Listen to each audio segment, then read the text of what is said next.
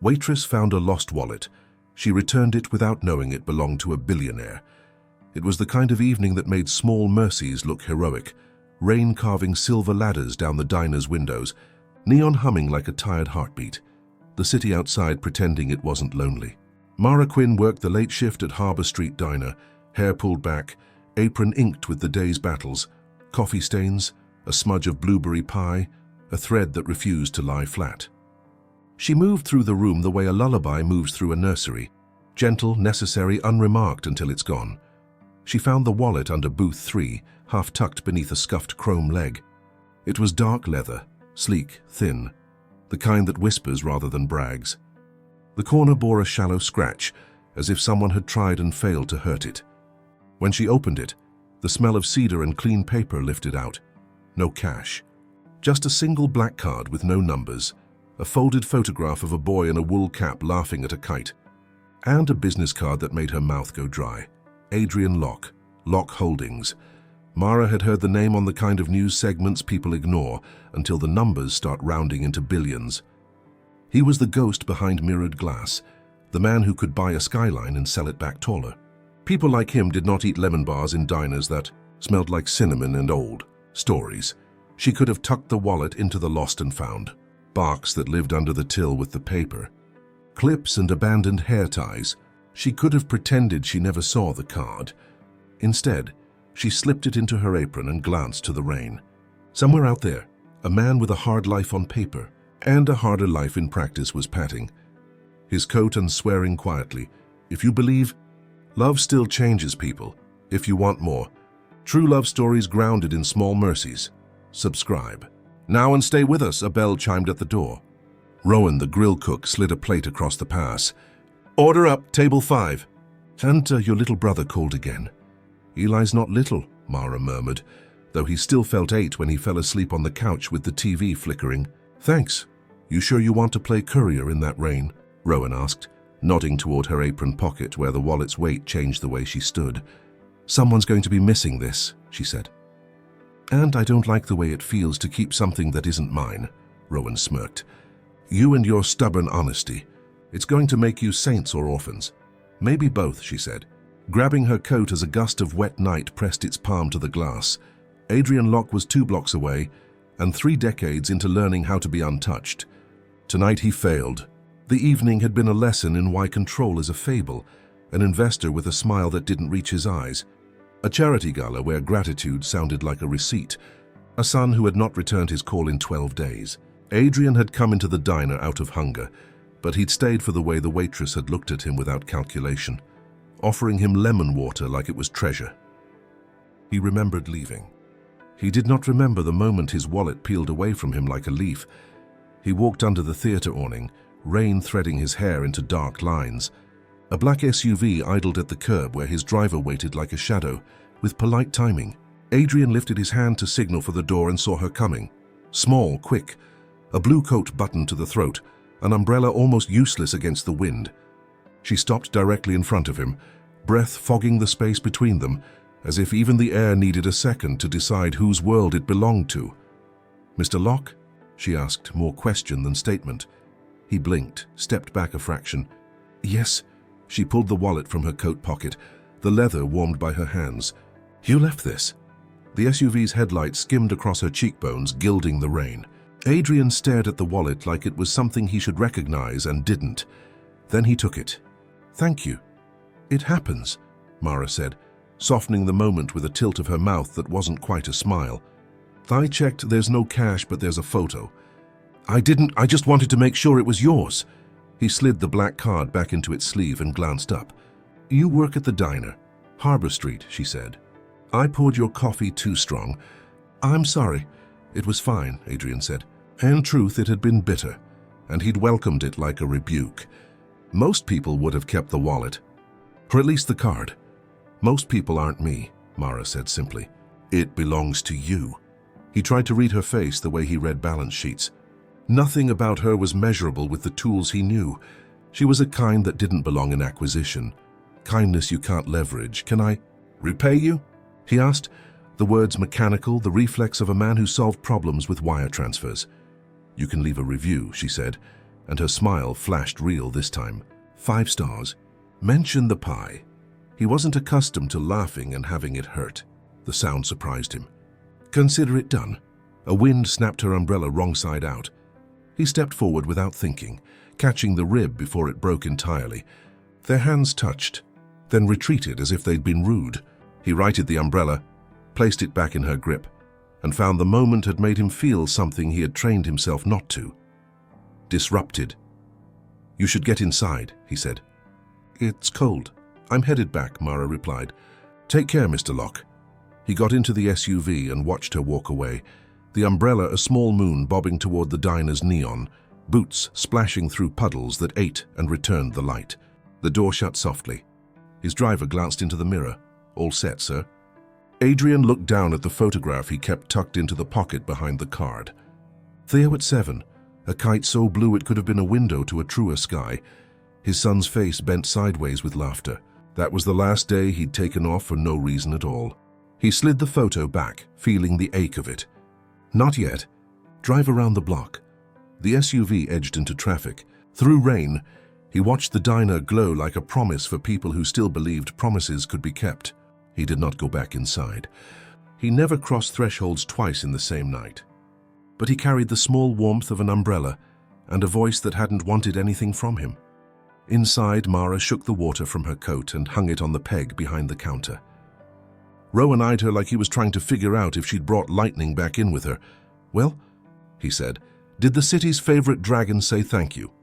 He said thank you, she answered, tying her apron again. Just like a person. Rich men are people until they forget, Rowan muttered, flipping a grilled cheese. I read that on a sticker. Mara laughed, then fell quiet as a mother ushered her sleepy daughter to a booth. The little girl's hair was braided with blue ribbon. Her cheeks were an argument with the cold. Mara took 2 menus, set hot chocolate in front of them without charging, and drew a smile from the child that made the room lift. She didn't notice the man in the dark corner with the damp shoulders, the one who had slipped back in while Rowan's back was turned. Adrian watched the small exchange the way thirsty men watch fountains. He was not used to seeing goodness happen without a camera, a press release, a plaque with someone's name on it. He looked down at the wallet again, then back at the waitress who had returned it without bargaining. He tried to remember the last time someone had given him something he couldn't pay for. It made him feel clumsy and young. His phone vibrated. A message from Sierra Vale, his head of strategy and the closest thing to a friend he allowed. Board needs your statement Meridian layoffs. Press at 9 a.m. He typed and erased 3 answers, then slid the phone face down. Rowan spotted him and stiffened. We closing? He asked Mara under his breath. He's back. It's a diner, not a club, she said. We let people sit. Rowan's gaze tipped from concern to curiosity. You're not... I mean, you know who he is, right? I know he almost lost a photograph, she said. And that he said thank you. That's enough. Adrian stood, leaving a bill under the cup and a card on top of it, another instinct he didn't examine. Mara walked over, picked up the card, and turned it face down before it finished telling her. Anything more about him. You don't have to keep writing your name. Everywhere, she said gently. It's a bad habit, he admitted. Try a new one, she said. Come back tomorrow and let me get the coffee right. He should have said no. He had a breakfast with men who believed mercy was market distortion. He had a press conference where his voice would be weighed for weakness. He had a son he didn't know how to call without leaving a voicemail that sounded like a shareholder update. He had every reason to stay away from a woman who could make him feel like the ground had a temperature again. All right, he heard himself say. Tomorrow. The bell chimed as he left, the door giving one soft resistance before letting him go. He stepped into a rain that had thinned to mist, the city breathing where it had been drowning. His driver pulled forward, but Adrian lifted a hand. I'll walk, he said. He walked 3 blocks with his hands in his pockets and the weight of a small black card, less than the weight of a sentence he wasn't ready to say. Behind him, the neon steadied and held. In front of him, glass towers rose like commandments he no longer wanted to obey. At Harbour Street Diner, Mara flipped the card over at last, more out of practicality than curiosity, intending to tuck it into the lost and found box so it would stop shining like a possibility. The name looked different now. It meant something obscene to some, miraculous to others. To her it meant trouble she couldn't afford, and the faint promise of a story that could ruin or remake a life.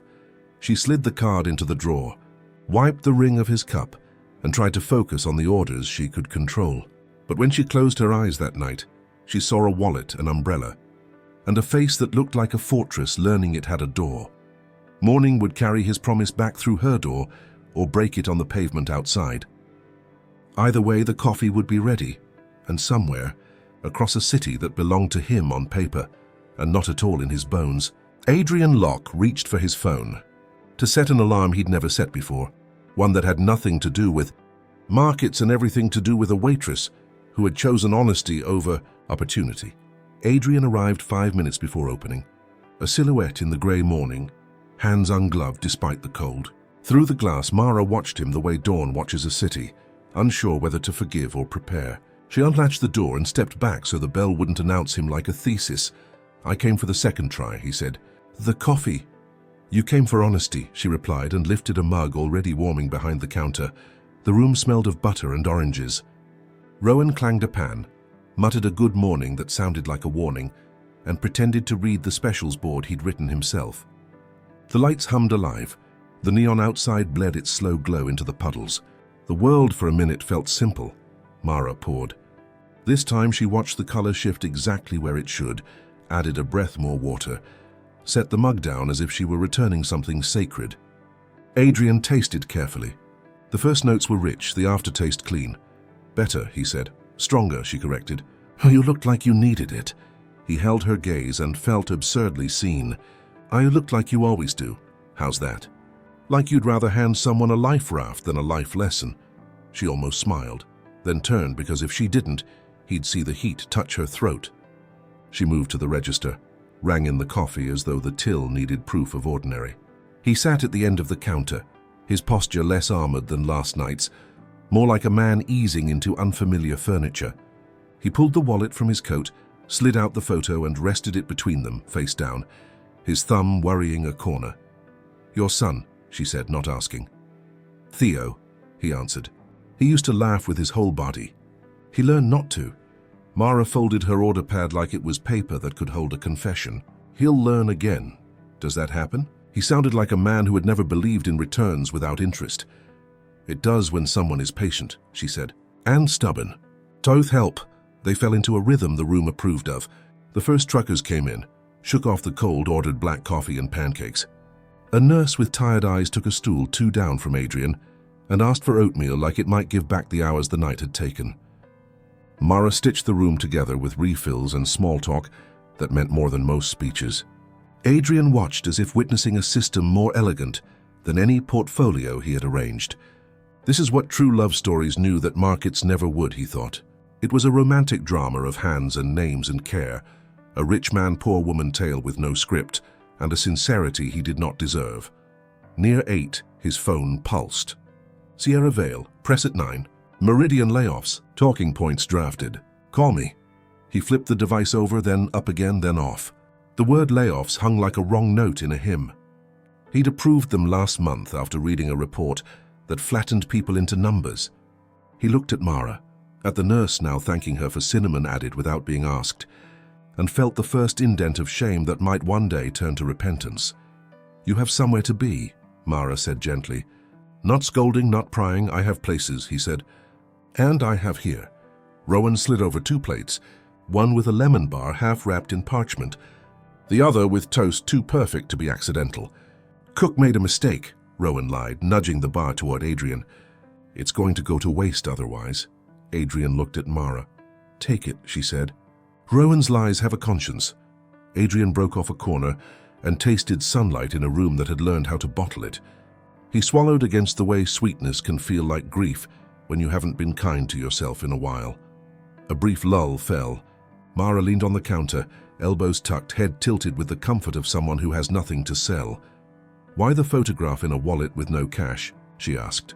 "To keep the right thing close," he said, "and to make sure if I ever lost it, the person who found it would see what mattered." "That's a lot of faith in a stranger." "It's a kind of contract," he said, half to himself. "One that doesn't collapse when markets sneeze."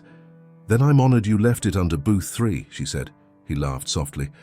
He was laughing more, and he could feel how laughter didn't harm him the way it used to, didn't prove anything except that something inside was moving again.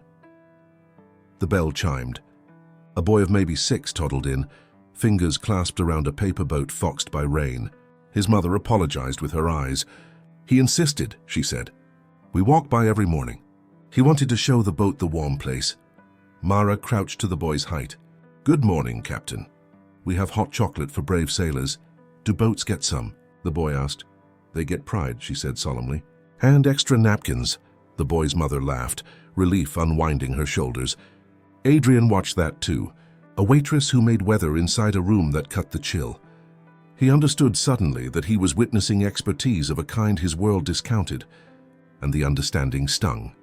He pulled a heavy tip from his wallet and slid it under the saucer, then thought better and slid it back out. He waited for the check. When she brought it, he tucked in more than was reasonable. She looked at the paper, at him, at the room. He braced for gratitude or refusal. She did something else. She whisked the bills into her apron, turned, and distributed them in 3 smooth gestures. A stack to the dishwasher, whose headphones were a shield. A stack to Rowan with a look that meant don't argue. Hand a stack into the jar on the counter, where a handwritten sign read Eli's Textbooks Fund in small, stubborn script. Hey, he said, surprised. That was for you. It is for me, she said simply. And he understood that me meant this place, these people. Her brother's college nights after he finished stocking shelves. This is why people write novels, Rowan muttered to no one. Forbidden love, class difference, romance, heartbreak, and redemption. Somebody sell me a simpler genre. Rowan believes he lives in a sitcom, Mara said. Rowan believes rent is due Wednesday, Rowan answered. And the way his eyes moved to the window wasn't a joke. What about Wednesday? Adrian asked, sudden-lensed. Nothing, Mara said quickly, too quickly. Rowan wiped his hands on a towel. Landlord raised the lease. Again. Says a development group made an offer on the block. If Rose, our owner, can't match it by Wednesday, we're month to month with a 60-day notice ready to sing, that's all. Adrian's mouth went dry. He knew the cadence of those sentences. He had written them for half a lifetime. Development group. Block notice. He stared at his coffee and saw a skyline superimposed over steam. Sierra's message burned through the black. Meridian layoffs, press. Efficiency, sweep along the harbor to prepare the corridor for mixed-use towers. The memo's language came back in clinical phrases that had never met a lemon bar. What group? He asked, careful. Rowan shrugged. Some outfit with a name like a password. Meridian Harbor Partners. Friends with permits? The room tilted. Meridian was a sub of Lock Holdings. He brought a hand to his jaw, as if the right angle would produce a better version of the truth. He had spent years building levers that moved buildings with a whisper. Now the whisper was pointed at the only place that had made him feel more human in a decade. Mara read his face and misread it. You don't have to save us, she said, gentle and preemptive. We'll manage. We always do, he swallowed. What if you shouldn't have to manage alone? We're not alone, she said, nodding at the room, the jar, the people who called her by her name as if it were an address they kept. Besides, I don't want charity. I want time. Time was the one asset he'd never learned to print. He looked at the clock and felt hunted by 9 o'clock and hunted by Wednesday. He had always loved games with clocks. This wasn't one. Another bell chimed. Not the door this time, but the sound of someone's phone finishing a call. Sierra materialized in the doorway with rain beading on her impossibly neat coat. The sort of entrance that turned heads, even in a room where fame meant nothing. She didn't look like the boardroom. She looked like the part of it that ate boardrooms for breakfast. Adrian, she said, stepping forward, voice low enough to be polite and sharp enough to cut sugar. You ignored my messages. I'm eating breakfast, he said, and heard how small that sounded in the grammar of their shared career. She glanced around with quick, efficient disdain, then pinned him with a look that remembered what his spine used to be for. We go live in 20 minutes. Meridian is trending. The narrative is already ugly. I need you in a car with a tie, saying the word restructuring like you invented it. Rowan whispered to Mara, friends with permits and press passes. Mara's palm pressed flat to the counter. She stood straight, unafraid. Can he stay for 5 more minutes? She asked Sierra, voice even. Sierra turned to her as if discovering the waitress had lines and would be speaking them. He can do whatever he likes, she said. which in Sierra meant he can do what I scheduled. But the corridor plan moves today. Press release is queued. The first notices go out at noon. Mara's fingers curled. Notices to who? Tenants, Sierra said, already bored of the word.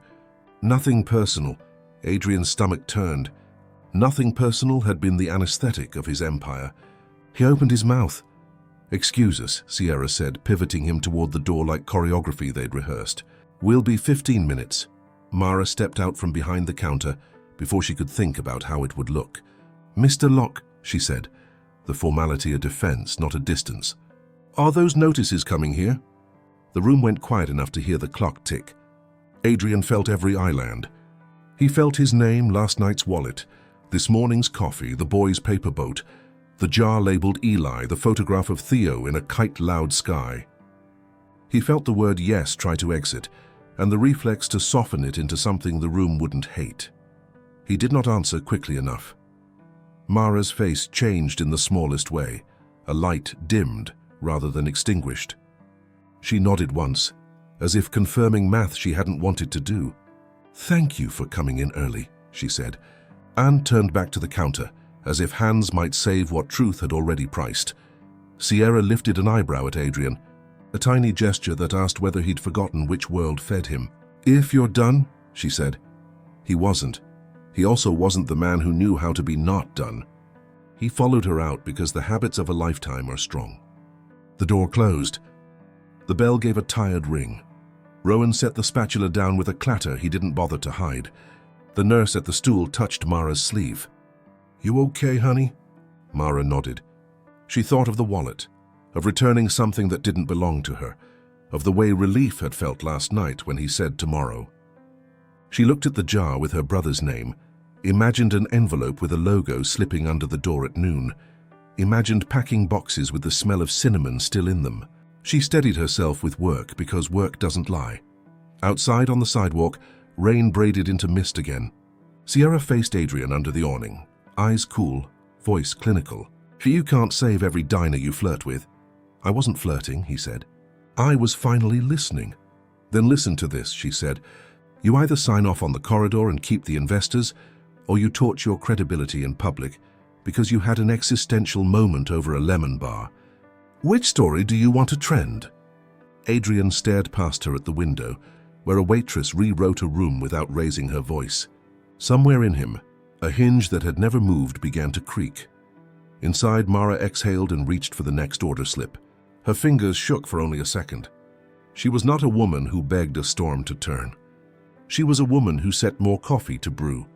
The bell over the door would ring again soon, perhaps at noon with a notice, perhaps sooner with a decision that would change the map of the street. What she didn't know, and what he could no longer ignore, was that one signature before 9 could decide whether Harbor Street kept its heartbeat. Adrian's phone vibrated in his palm, relentless. Press waiting. Investors waiting. A city waiting for his usual answer. He looked at the screen, then at the neon letters of the diner reflected faintly in the glass. He closed his eyes once, like a man choosing a side of himself, and reached for the call that would either save his empire or save a room that had saved him first. The storm outside grew meaner as the morning stretched, slamming its grey palms against the windows. Mara refilled mugs, counted cash, and kept moving, because motion was what she trusted when the ground started to shift.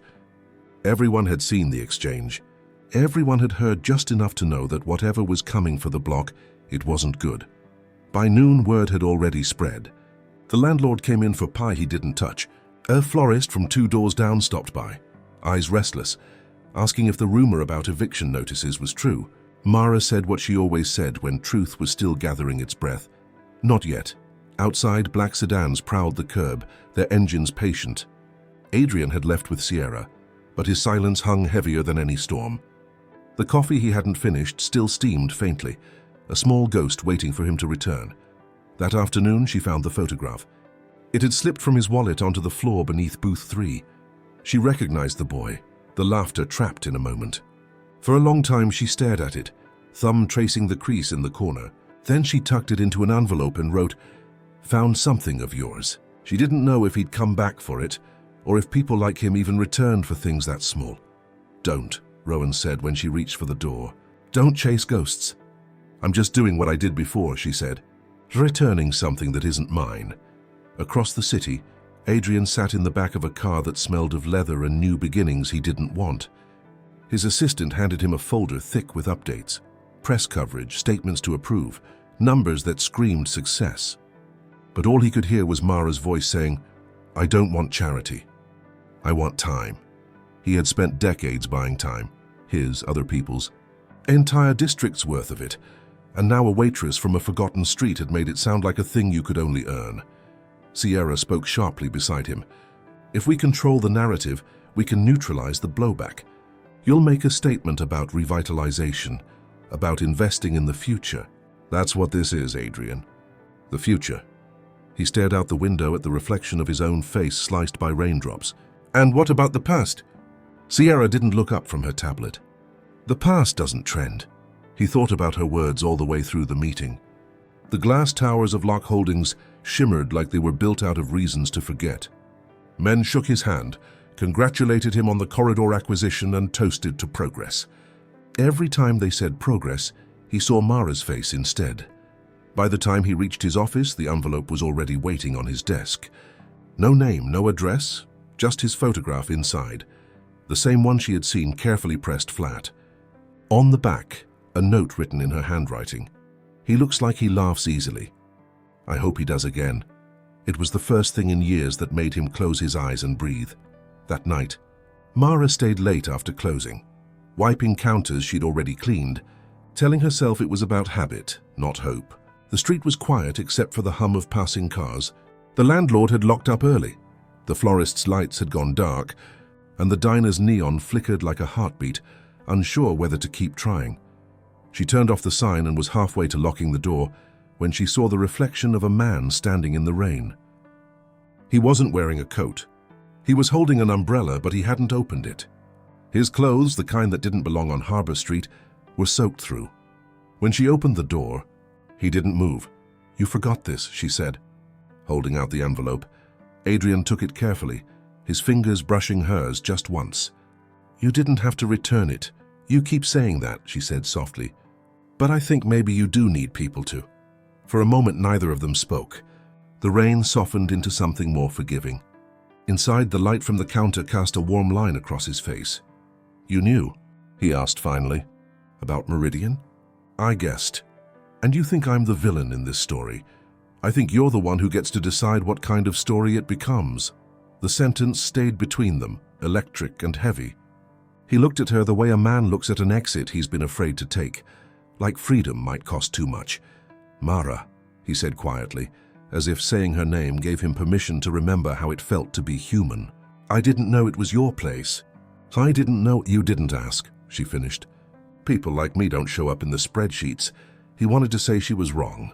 He wanted to explain about the board, the contracts, the expectations, the world that measured compassion like it was a liability.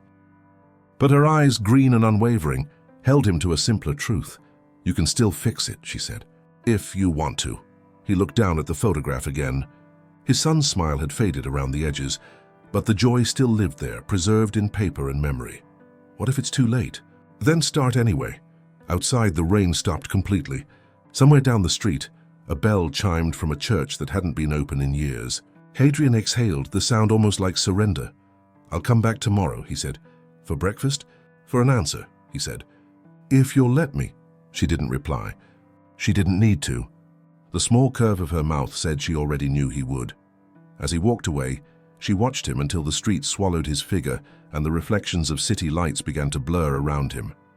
There was something about the way he carried himself that told her the next time he came through that door, he wouldn't just be another stranger looking for coffee, but she couldn't know yet how much the next morning would cost both of them. The next morning began like any other, except for the silence.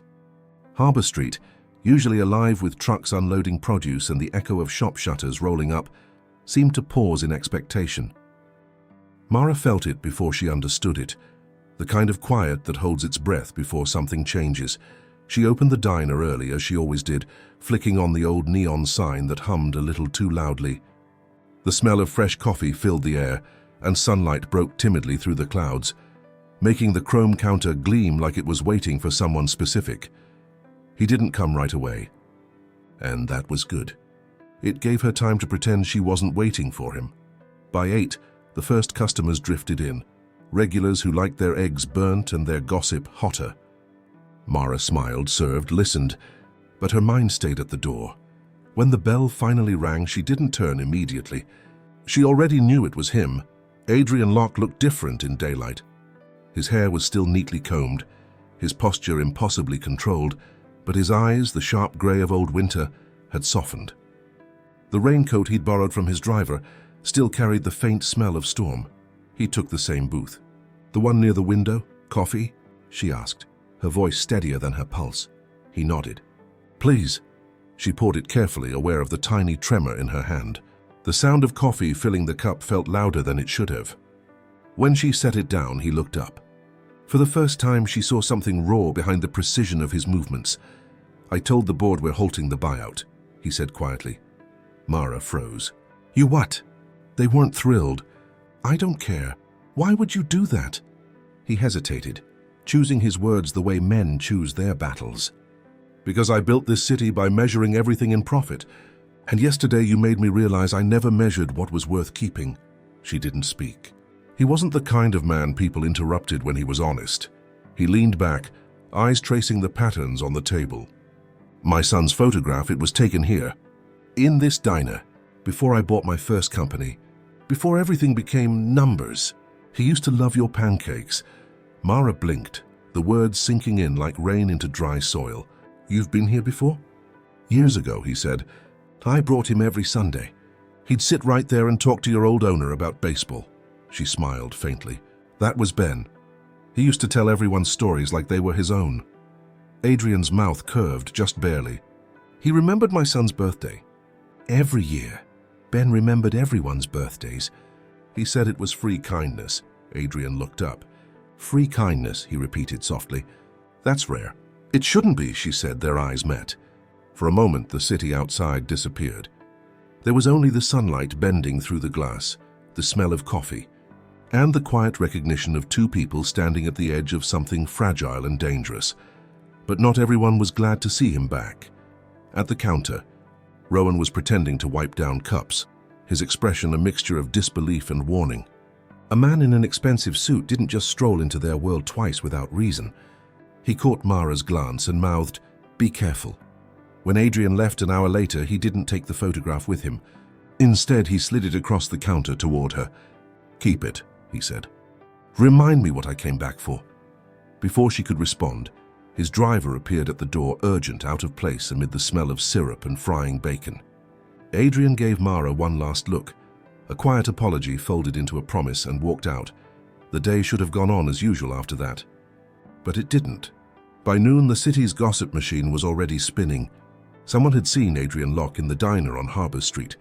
Someone else claimed he'd cancelled the redevelopment deal. And someone whispered that a waitress had changed his mind. Reporters appeared before sunset. Cameras flashed through the windows like lightning. Rowan tried to shoo them off, but they wanted a story. And Mara had unknowingly become the headline. That night, as she locked up, she found another envelope taped to the door. Inside, a note in clean handwriting read, "I need your help. Please meet me tomorrow at the old Meridian building." Don't tell anyone, no signature. But she didn't need one. As she stood under the dim streetlight, letter trembling in her hands, she felt the pull of something far bigger than herself. Something that smelled like danger, redemption, and the first breath of a story she hadn't agreed to be part of.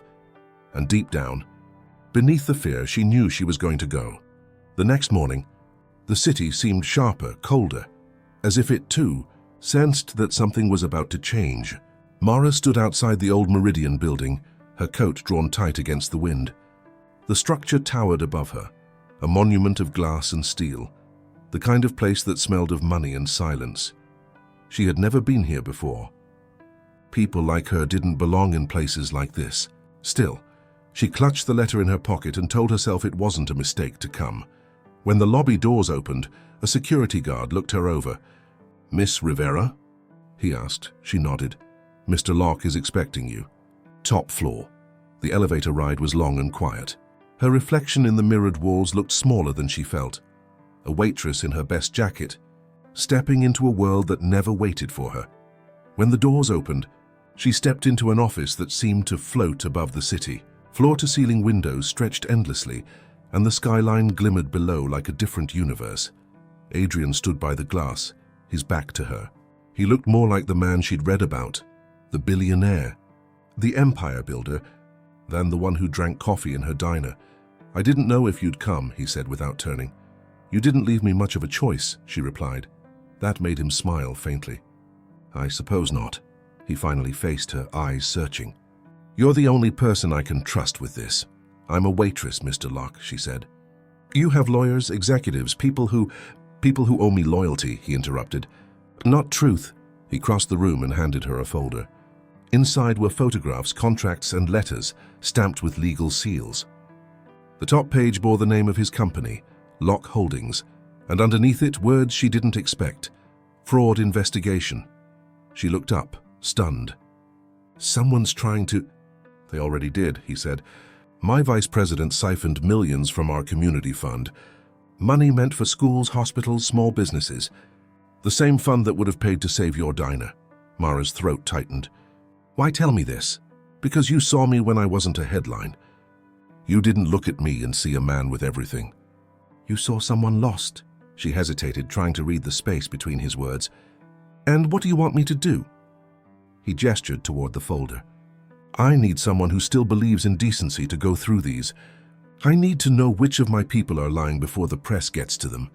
I can't trust anyone inside the company but you. You've got no reason to lie to me." Mara stared at him. The absurdity of it made her want to laugh. A billionaire asking a waitress for honesty. It sounded like the beginning of a cruel joke, and yet there was something real in his voice, something fragile. She took the folder.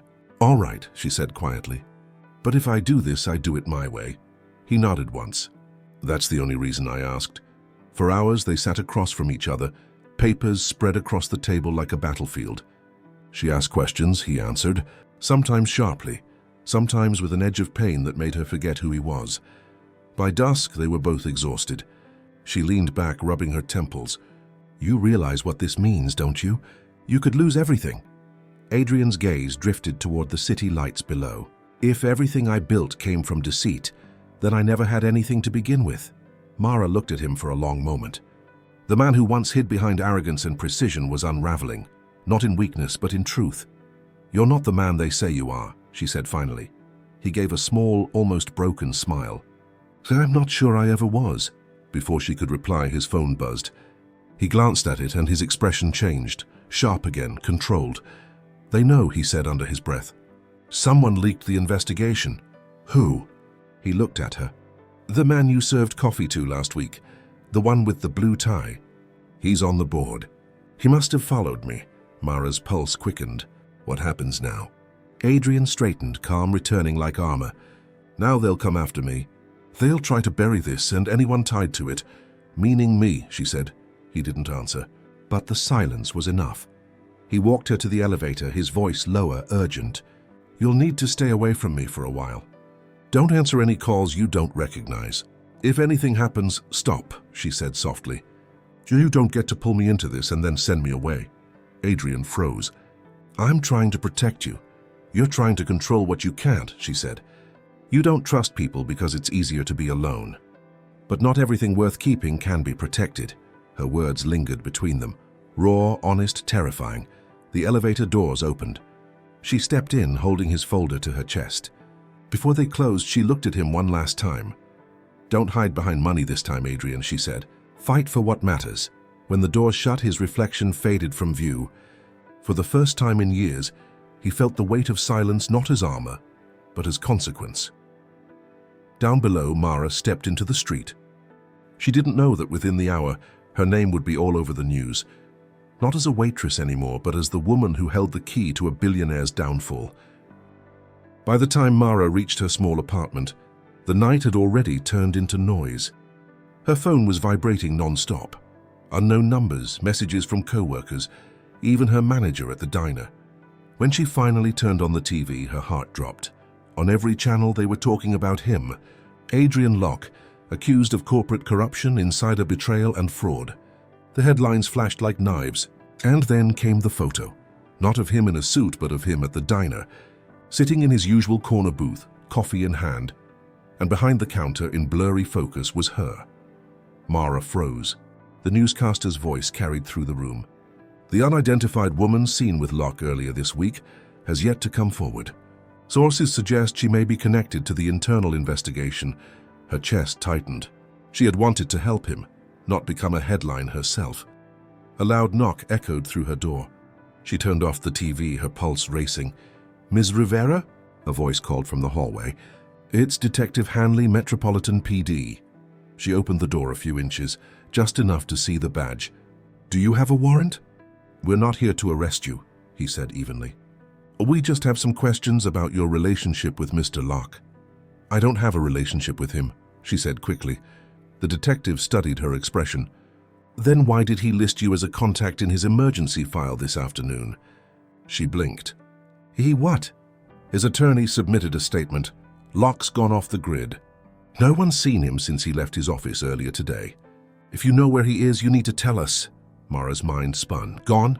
After everything they'd discussed, after she told him to fight, he had vanished? "I haven't heard from him," she said truthfully. "And I don't know where he is." The detective nodded, not entirely convinced. "If he reaches out, call us. For your own safety." When he left, she locked the door and slid to the floor, the weight of exhaustion pressing against her chest. She thought of Adrian, how calm he'd been, even when the world started to burn around him. Maybe this was his plan all along. Maybe he'd run. Billionaires could do that. Disappear, rebuild, reappear when it suited them. But she also remembered his eyes. The way he'd looked at her in that office, stripped of arrogance. He hadn't looked like a man planning an escape. He'd looked like someone about to fight. That thought kept her awake all night. By morning, she made her choice. She gathered the folder he'd given her and tucked it into a canvas bag. Then she headed to the diner, the one place she still felt grounded. But when she arrived, she stopped cold. A sleek black car was parked outside. 2 men in suits stood by the entrance, and inside, sitting in her usual booth, was a woman in her 40s, sharp, composed, radiating authority. Mara recognized her immediately from the business magazines on the checkout stands. Evelyn Cross, Adrian Locke's longtime executive, and the same woman the media said might take over his company. Mara approached cautiously. "Can I help you?" Evelyn smiled faintly. "You're already helping more than you realize. What do you want?" "Mr. Locke made a mistake trusting you." Evelyn's tone was calm, but there was something venomous beneath it. "You have something that belongs to us." Mara tightened her grip on her bag. "He gave it to me. Then you know what's inside?" "I know enough to understand why you're nervous." Evelyn's smile didn't falter. "Do you think the truth will save him?" "The board will erase every trace of this before sunrise. The moment you hand that folder to anyone, you'll become collateral damage." Mara swallowed hard. "You're threatening me." "I'm warning you. You're a waitress from a small diner who happened to walk into a war. Go back to your life before it crushes you." She stood, slipped a business card onto the table, and left without another word. Mara sat there, trembling, staring at the card. It bore only a name and a number, E. Cross Locke Holdings. When she turned it over, she noticed a faint imprint of writing pressed into the paper, something that had been scribbled on a sheet above it. She angled it toward the light and read the faint indentation. "Safe House, Pier 9. Her breath caught. Adrian hadn't vanished. He was hiding. She didn't think twice. By the time she reached the waterfront, fog blanketed the air, and the sun was only a pale ghost behind the clouds. The pier was deserted, just the sound of water slapping against the wood and the hum of distant traffic. Then she saw him, standing near the end of the dock, coat collar turned up against the cold, staring out at the grey horizon. "Adrian," she called out. He turned, surprised and almost relieved. "You shouldn't be here." "I had to be." She walked closer. They came to the diner. "Evelyn knows about the folder." "I know," he said quietly. "She's the one who leaked it." Mara stopped in her tracks. "She what?" "She needed the board to destroy me so she could take control. But she underestimated how much I kept off the books." He reached into his coat and pulled out a small flash drive. "This is everything. Bank trails, falsified accounts, her connections to the people she paid off. I was going to bring it to the press, but I couldn't risk her tracing me through corporate channels. Then we go together, Mara said. You and me? Adrian's expression softened. You don't owe me that. I know, she said. But maybe this isn't about owing. For a long moment, they just looked at each other. Two people from worlds that should never have touched. Now standing in the fog as if the rest of the city had disappeared. Then headlights cut through the mist. A car slowed to a stop near the pier. Adrian's jaw tensed.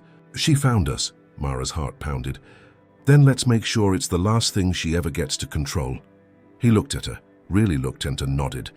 They turned toward the car together as the door opened, light spilling across the wet wood, and in that split second before anything was said, Mara understood that everything, truth, loyalty, even love, was about to be tested in ways neither of them had faced before. The car door opened, and Evelyn stepped out, her heels clicking against the wooden planks of the pier. Behind her were two men, not security but enforcers, the kind that moved with precision and silence. She looked immaculate despite the fog, every detail of her appearance sharp, controlled, and deliberate. Adrian didn't move. His coat billowed slightly in the wind as he stared her down. So you're faster than I expected, Evelyn smiled faintly. I always am. Her gaze slid to Mara. And you must be the waitress who's been playing messenger girl. Mara met her eyes. I'm the one who gave him back something he lost, his conscience. The smile faded. You don't belong here. Neither did you once, Mara said. Someone probably helped you climb too. Evelyn ignored the jab. She motioned for one of the men to step forward. I'll make this simple. The drive, Adrian. Hand it over and this ends quietly. Adrian shook his head. You know I can't do that. Her expression hardened. You're willing to throw away everything for this? She gestured toward Mara, her voice sharp as glass. A woman you met a week ago. You think she'll still be standing next to you when the world stops spinning your way? Mara stepped forward before he could answer. I'm not standing next to him because of what he has. I'm standing here because of what he's trying to do. Evelyn's jaw clenched. Noble but naive. She lifted her hand slightly and a signal. One of the men moved toward them, but Adrian was quicker. He shoved Mara aside and swung his arm, knocking the man off balance. The other lunged forward, and for a brief, chaotic moment, the pier became a blur of motion. Fists, shouts, the sound of wood splintering under their weight. Mara's heart hammered. She ducked behind a post, clutching the flash drive in her hand. Evelyn was shouting now, her composure cracking. Get it from her, now! Before anyone could react, Mara bolted down the pier, her breath coming in quick bursts, the fog swallowing her steps. She didn't know where she was running, only that she couldn't let them take it. She heard footsteps behind her, closing fast. Then a hand grabbed her arm. Mara! She turned as it was Adrian. His cheek was bruised, his coat torn, but his eyes were alive, fierce. Come on, he said, pulling her toward a side ramp that led to the docks. They ducked behind a row of crates, the sound of Evelyn's men echoing in the distance. Mara looked down at the drive, trembling. They won't stop. They don't have to, he said, catching his breath. Because they've already lost. What do you mean? He smiled faintly, the first real smile she'd seen from him. I didn't tell you everything. That folder I gave you wasn't the only backup. The truth's already moving. I sent copies to 3 reporters before I left the city. Her eyes widened. You planned this? Not exactly. But I had to be ready to lose everything. Mara stared at him, the billionaire who'd once seemed untouchable, now bruised, bleeding, and human.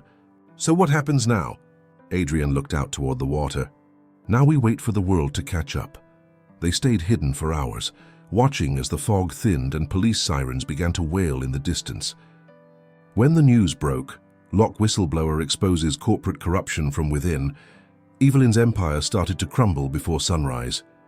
Her name was everywhere, attached to the kind of scandal no amount of wealth could erase, but victory didn't feel like victory. By the next evening, Mara returned to the diner, only to find it strangely quiet. Customers whispered, eyes darting toward her. She had become the woman from the story, the one who helped bring down the billionaire she'd once served coffee to. She slipped into the kitchen, trying to catch her breath when her manager approached. You've got a visitor. Her heart sank when she stepped outside. Adrian was there, leaning against his car, no longer hiding, but not quite at ease either. "You shouldn't be here," she said softly. "The world's watching you," he smiled faintly. "Maybe that's the point." She crossed her arms. "So, what now? You disappear again."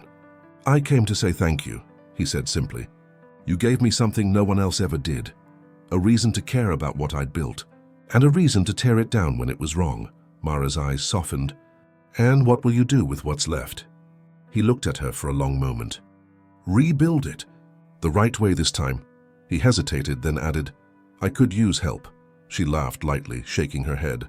"I make coffee and fix broken registers. I don't belong in skyscrapers. You belong where there's honesty," he said. "And that's what I need most." Their eyes met, a flicker of something unspoken, fragile but real. But before either could say more, a black sedan pulled up across the street. Reporters spilled out, shouting his name. Adrian looked at her, regret shadowing his face. "They'll twist this if they see us together." "I know," she said. "Go." He hesitated, every part of him fighting the instinct to leave. "Will I see you again?" "Maybe when the noise dies down," she said softly. "If you still remember what quiet sounds like." He smiled, a sad, genuine smile, then got into his car and drove off. Mara stood there, watching the taillights vanish into the city glow. She knew she'd done the right thing, but it didn't feel heroic. It felt empty, like she'd given up something she didn't even realize she'd wanted. That night, she sat alone in her booth after closing, the same seat where he used to sit. She ran her fingers across the table's edge, tracing the faint scratches he'd made tapping his pen, lost in thought. When she looked up, the diner was dark, except for the neon sign flickering outside. The world had gone back to its rhythm. But something inside her hadn't. She didn't know it yet, but this wasn't the end of their story. It was only the silence before it began again. And miles away, in a penthouse stripped of luxury and noise, Adrian Locke stared out at the city lights and whispered her name, as if saying it might bring her back to him. Weeks passed, and the headlines shifted. What had begun as a scandal soon became a symbol. The fall of one empire, and the quiet rise of a man who finally faced himself. Adrian Locke vanished from public sight, and the world began to forget his name. But not Mara. She returned to her routine, pouring coffee, wiping counters, pretending life had gone back to normal. Yet sometimes when she poured a cup for an empty booth, her hand hesitated mid-air, remembering him, the way he'd sit in silence. The weight of his thoughts thicker than the coffee's steam. The diner had become famous for a while. Customers came, whispering about the waitress who brought down a billionaire. Some asked for photos, others asked questions. Mara smiled politely, but every story they imagined about her felt wrong. They made her sound brave when in truth she just did what was right. One cold evening, the diner door chimed open. A young boy stood there, drenched in rain, holding something under his coat. Mara rushed over, grabbed a towel and wrapped it around his shoulders. Hey, slow down, you'll catch a cold." The boy's eyes were bright blue, wide with worry. "Are you Mara?" She froze. "Yes, why?" He held out a letter, edges damp and crumpled. "My dad told me to give you this." She blinked. "Your dad?" The boy nodded. "He said you'd understand." Her hands trembled as she took the letter. The paper was heavy, expensive, embossed with a familiar logo. But the handwriting across it wasn't corporate. It was personal, raw, uneven. She opened it carefully, the boy watching her with quiet curiosity. "Mara, I don't expect you to forgive me for leaving without a word. I didn't want you dragged through what came next. The truth cost me everything, and that's how it should be. But what I didn't expect was how much I'd miss the silence of your diner, and you in it. I'm rebuilding from nothing now. For once, I'm doing it without walls around me. When it's ready, there will be a place here for you. Not because I owe you, but because I meant it when I said I need people like you beside me. If you ever want to see what honesty looks like in my world, follow the return address." Adrian Mara reread it twice, her throat tightening. She looked up at the boy. "Your dad is Adrian Locke?" The boy smiled faintly as if proud. "Yeah, he says you make the best coffee in the world." Her eyes softened. "He told you that?" He nodded. "He talks about you when he thinks I'm not listening." She laughed quietly, the sound shaky but real. "That sounds like him." Outside, the rain eased and she glanced toward the window. at the streetlights flickering against puddles. It had been months since she'd last seen Adrian. Months of wondering whether the part of him she'd glimpsed, the vulnerable, quiet man behind the empire, had survived the wreckage. And now, a letter. A child. A bridge she hadn't known she wanted. She tucked the letter close to her chest. "Where's your dad now?" The boy shrugged. "A big place outside the city. He says it's not really his and it's everyone's. He's building something new. For kids like me who don't have much." Her heart caught. "Kids like you?" He looked down. "He adopted me last year." For a moment, Mara couldn't breathe. Her eyes glistened. "He did?" The boy nodded proudly. "He says you taught him how to care again." That night, long after the boy had left, Mara sat in her booth reading the letter again and again. Each word felt heavier now, not as a message from a billionaire, but from a man still learning to be whole. The next morning, she packed a small bag and told her manager she needed time off. "You're not quitting, are you?" he asked. "I don't know," she admitted. "Maybe I'm just following something honest." The drive to the address took her through the countryside, a long road lined with golden fields, quiet and open. When she finally arrived, she saw it. A sprawling estate, but not like the ones she'd seen in magazines. No marble fountains or polished gates. Just open grounds, laughter echoing from children playing. A greenhouse glimmering in the sunlight, and there, standing by the edge of the courtyard, sleeves rolled up, hair tousled, was Adrian Locke. He wasn't wearing a suit. Just a simple white shirt, dirt on his hands, exhaustion in his eyes, and something else in peace. When he turned and saw her, the world seemed to pause. "Mara," he said softly, as if afraid she might vanish. She smiled. "You sent a messenger," he chuckled, glancing toward the boy running across the field. "He insisted. Said I owed you more than just words." Mara stepped closer. "You look different." "So do you," he said. "But then again, maybe we both stopped pretending." She handed him the letter. "I came to return this. It doesn't belong to me." His fingers brushed hers as he took it, a brief electric touch. "Then why are you here?" She met his gaze. "Because I didn't realize how much I missed what we didn't say." For a long moment, they stood there, two people from different worlds who'd already lost everything that kept them apart. Adrian looked around the courtyard, at the sound of children's laughter in the wind. "I built this place because I wanted to give them what I never had, a chance to grow without fear. But it still feels unfinished." "Maybe that's because you're still rebuilding yourself," she said. He smiled faintly. "Maybe you're right." She looked at him, not the billionaire, not the man in the headlines, but the human beneath it all. "So what now?" He hesitated. "Now, I make things right." And though the air between them was calm, there was a quiet current of something deeper. The sense that this was not just a reunion, but a reckoning. When the sun dipped behind the horizon, casting gold over the field, Mara knew something had changed. Not just in him, but in her too. For the first time, she didn't feel like a waitress serving other people's stories. She felt like she was finally stepping into her own. And as Adrian watched her walk beside him through the quiet grounds, he realized he hadn't just found redemption, he'd found home. But in the distance, as the sky darkened, a black car rolled up the long driveway, one that neither of them expected to see again. Inside it sat a face from Adrian's past, one that hadn't forgiven him yet. The car door opened slowly, its sound slicing through the quiet air like a blade. Adrian froze before the laughter of the children faded, replaced by the low hum of the engine still running. Mara turned toward the driveway, her heart pounding as a tall man in a charcoal suit stepped out, composed, sharp, and far too familiar to Adrian. "Elliot," Adrian murmured. His tone was wary, not surprised, as though he had known this confrontation was inevitable. The man adjusted his cufflinks, scanning the open grounds, the greenhouse, the children playing. "So this is where you've been hiding?" His voice carried both curiosity and disdain. "I almost didn't believe the rumors." Mara stepped slightly closer to Adrian, uncertain. "Who is he?" she asked quietly. Adrian's jaw tightened. "My brother." Elliot Locke, the quiet shadow that once stood beside Adrian in every headline, had aged differently. Where Adrian carried humility now, Elliot wore ambition like armor. His eyes, cold and sharp, flicked toward Mara. "And you must be the waitress," he said dryly. Mara felt the insult sting, but she didn't flinch. I'm Mara. Elliot's gaze lingered, calculating. You must be proud. Most people just get a thank you note for returning a lost wallet. You got the man. Adrian took a step forward. Stop. Stop what? Elliot's smile was thin. Stop telling the truth? You lost everything, Adrian. The board wants answers, the investors want blood, and our father's legacy is gone because you decided to grow a conscience. Adrian's voice hardened. Our father's legacy was built on lies. I just stopped pretending not to see it. The air between them thickened.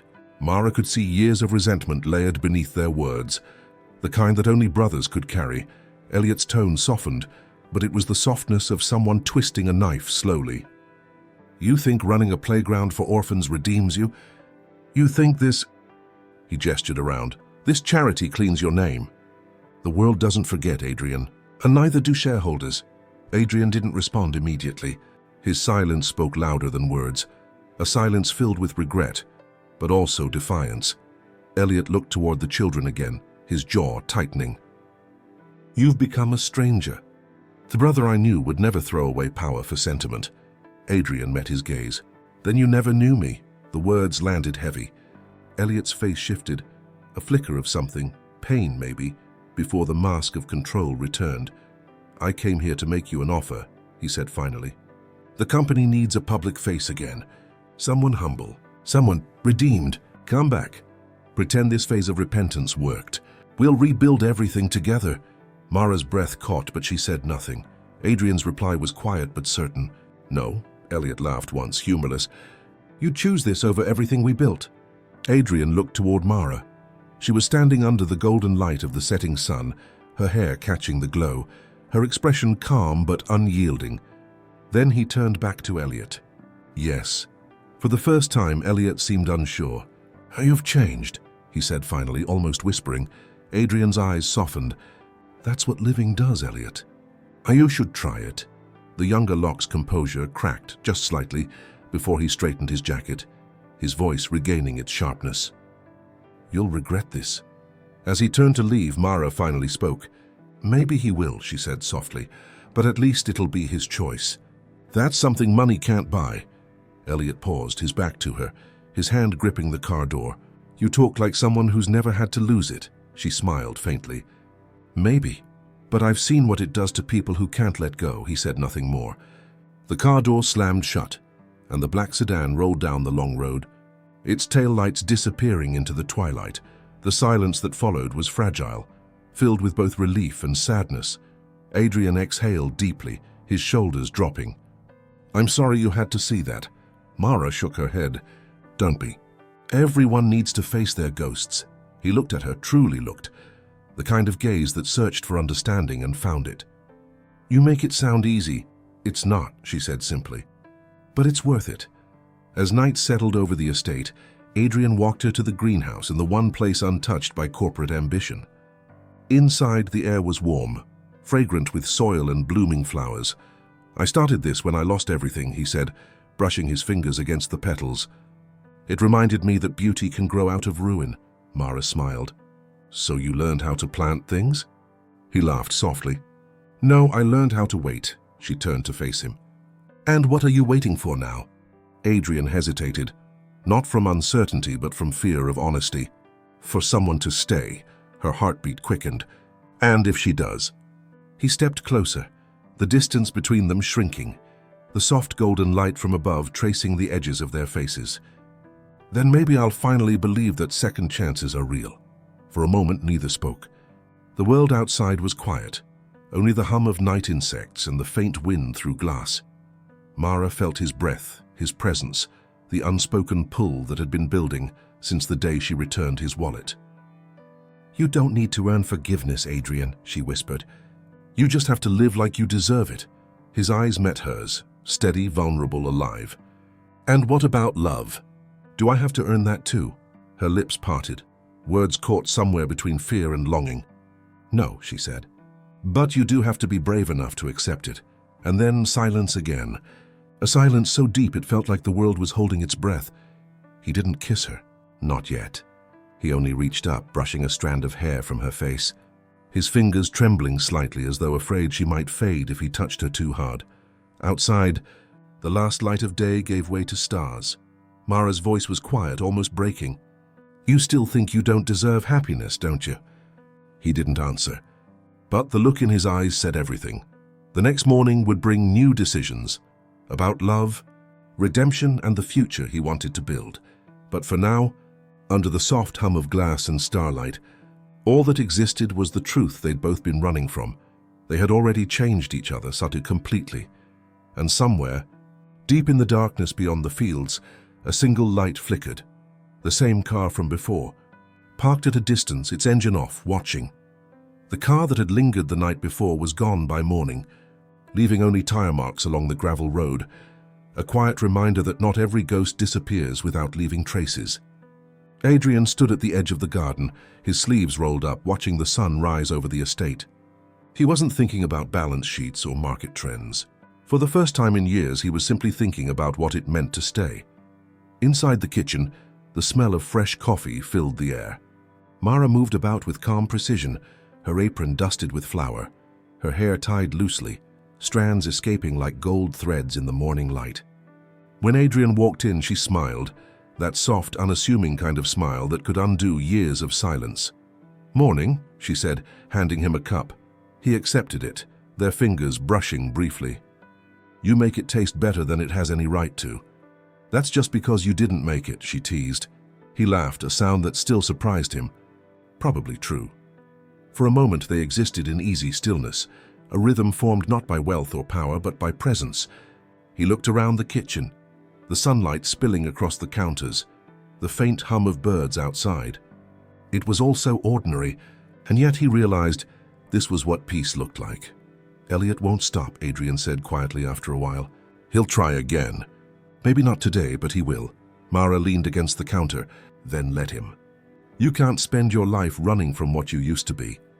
You just have to keep choosing who you are now." He studied her face, the steadiness in her eyes, the quiet conviction. "How do you make it sound so simple?" "Because you already made the hardest choice," she said. "You stopped living for appearances. That's more courage than most people ever find." Her words settled in him like truth always does, quietly, without asking permission. Later that morning, the diner reopened. The same place where Mara had once worked long shifts, and where Adrian had walked in as a stranger years before. She had bought it back with his help, though she insisted on paying him back over time. "It's not a gift," she had told him firmly. "It's a promise." Now she stood by the door as locals came in, laughing, talking, eating. Adrian watched from a corner booth, his sleeves still rolled up, no longer the billionaire who needed to prove anything, just a man learning how to belong. When the bell above the door chimed, an elderly man walked in, the same one who had once sat here looking lost, the one she had comforted months ago. He spotted Mara and smiled. "You kept your promise," he said, voice rough but kind. She nodded. "And you kept yours. You said you'd come back when you were better." "I'm getting there," he said, glancing toward Adrian. "It looks like you've got help." Mara's smile softened. "So the kind I never expected." The man winked at her and shuffled off to his seat. Adrian watched the exchange quietly, something stirring deep within him. Not envy, not pride, but gratitude. He had built empires that spanned continents, but he had never built something as fragile or as beautiful as this simple connection between people. When Mara came over with 2 plates, he looked up. "You're going to make this place famous," he said. "Not famous," she replied. "Just meaningful." He studied her for a long moment, the morning noise fading around them. "You know, I never thanked you properly for returning that wallet, for everything that came after." "You already did," she said. "No," he insisted gently. "I mean it." That one act of honesty, it changed everything. Mara set the plates down and met his gaze. "Maybe it wasn't honesty that changed you, Adrian. Maybe it was finally being seen." The truth of it hit him harder than he expected. He had spent his entire life surrounded by people who wanted things from him. Attention, money, influence. But Mara had wanted nothing. She had given instead, and that gift had rewritten the man he was. As the day stretched into afternoon, customers came and went, laughter echoing against the old diner walls. The city outside moved as it always had, unaware that somewhere on the edge of its skyline, a man who once owned half of it had found something more valuable than ownership: humility. Later, when the last table was cleared and the lights dimmed, Mara stepped outside. The air was cool, the streets quiet. Adrian followed, hands in his pockets. "Do you ever think about what would have happened if I hadn't dropped that wallet?" he asked. She smiled. "You would have found another way to lose it." He chuckled softly. Probably true. She looked up at him, the man who once lived behind glass walls of wealth and loneliness, now standing beneath a street lamp, light catching his eyes like water. "You didn't lose anything," she said. "You just finally let go of what was never meant to stay." He took a slow breath. "And what about what is meant to stay?" Their eyes met. Her pulse quickened, but she didn't look away. "That depends," she whispered. "Are you brave enough to hold on to it this time?" He reached for her hand. The warmth of her skin met his, steady, real, alive. "I am," he said. The city lights reflected in their eyes as the wind moved through the quiet streets, carrying with it the hum of something eternal and new. The man who once believed he could buy anything finally understood the one truth Mara had lived by all along. Love isn't earned, owned, or owed. It's given, freely, like kindness, like forgiveness. And sometimes it's returned, years later in ways the heart never forgets. Adrian kissed her hand, his voice a whisper that barely broke the silence. "You brought me home." Mara's reply was simple, soft. "No, you found your way back." Above them, the first stars appeared, faint but persistent, the way love often begins. Subscribe to be part of stories that still believe in love.